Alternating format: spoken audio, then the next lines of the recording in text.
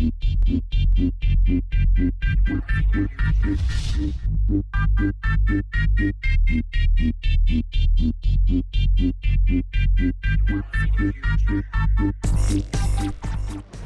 TV er taget på udflugt. Vi er i London lige nu, hvor vi sidder på det kæmpemæssige Emirates Stadium, som er hjemmebane for Arsenal-holdet. Vi er her for at tage et kig på det helt nye FIFA 10. Lad os prøve at se, hvad der er så fedt ved det helt nye spil.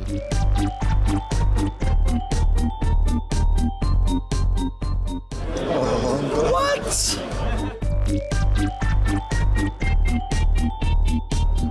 Jeg står indenfor, jeg har lige fået fat i Gary, som han er creative director på spillet FIFA 10. Det er halvvejs færdigt, lad os prøve at høre, hvad der er så fedt. So Gary, what's so special about FIFA 10? What's so special? There's lots of things special about FIFA 10. I mean, there's lots and lots of things we're doing with the game as we do always every year. But today we're just going to be talking about a few of the things we're going to be working on in gameplay, and also our changes we're going to make on the manager mode. So on the gameplay side of things, we've got a three-pronged attack, if you like. We're concentrating on refining our engine. Obviously, we've been working on this new PS3 and Xbox 360 engine for 4 years now, so we want to refine what we had last year. We also want to respond to the feedback of the consumers and the community with things that they have frustrated them about the game. And also we're going to put in some innovations. So with regards to refining the engine, we're looking at things like the shooting. We're concentrating on really making those context effects noticeable in the game. So if the ball's coming in really quickly from the left, you maybe slice the shot wide in the right, making it feel the extremities of the shooting system more, fixing those issues like hitting the post so often.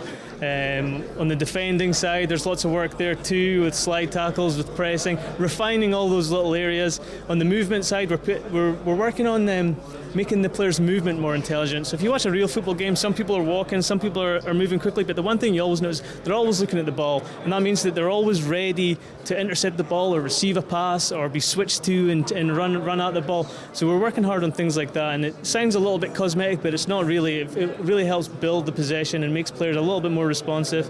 Things like trapping. Last year we put a new trapping system in the game, so as the player runs to control the ball. This year we're making it more intelligent, so players will try and take the ball at the easiest opportunity. So they'll take it as it bounces, because that gets the ball under control faster. If they take it in the chest, they have to take another touch to get it down. All these kind of small refinements, hundreds and hundreds of them, to just try and refine the engine and obviously respond to feedback as well.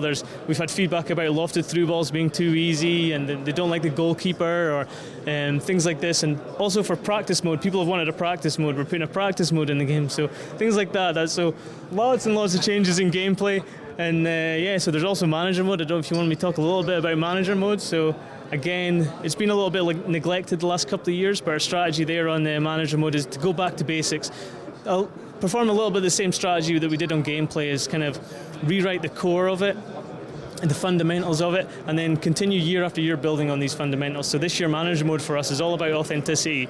It's about authentic match results, making sure the league tables are correct, making sure the tactics and the player skills all factor into the results that the engine spits out.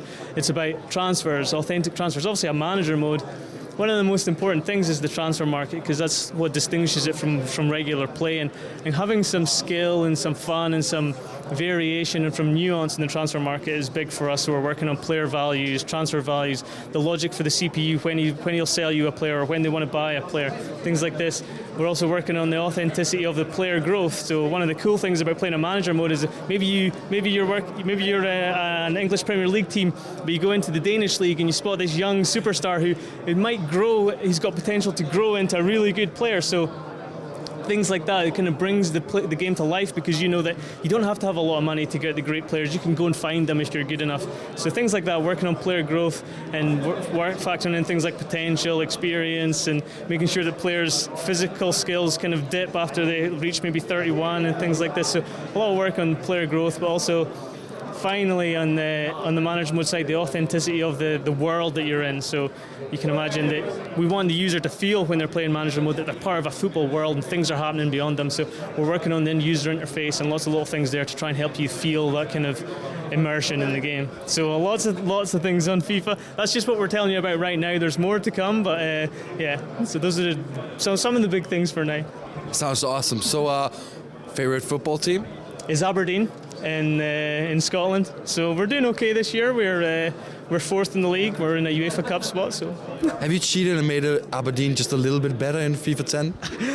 I haven't, but I like to say that I don't have to because I can win anyway. But exactly, we won't tell. We won't tell that Aberdeen is better in FIFA 10. So who's going to be on the front cover? I know there's a lot of talk about it. Yeah. Well, we're in negotiations with some people right now, but I'm afraid we can't tell you that right now.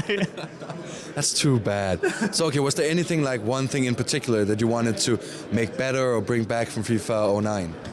So one of the big things that we've done this year is 360-degree dribbling. So people have wanted it for a long time. They've talked to this is next gen now. We're on Xbox 360 and PS3. We want to be able to dribble in any direction we want, and we've wanted to do that for a long time. But we've realised that, if we did it badly, then it would jeopardize everything that we're trying to do with the rest of the game. So we've put that on the back burner until now. So this year, our animation technology allows us to really build a 360-degree dribbling system that's fluid and doesn't impede anything else in the game. Because if you can imagine, if we built it incorrectly and you couldn't pass because the game was playing a dribble animation and it couldn't pass, the responsiveness would be hurt and the whole game would be in jeopardy. So we've been able to do it now because we have the animation technology and we have the time to devote to do it properly. So that's one big thing that we're really excited about this year, is the 360-degree dribbling. So the game is about 50% done. Yeah. When are all the excited FIFA fans going to play FIFA 10? When will they get their hands on it? Yes. I guess we'll have some events before launch, but I can't imagine most of the consumers will get their hands on it until the demo is released sometime closer to launch. That sounds good. Thanks a lot. Thank you.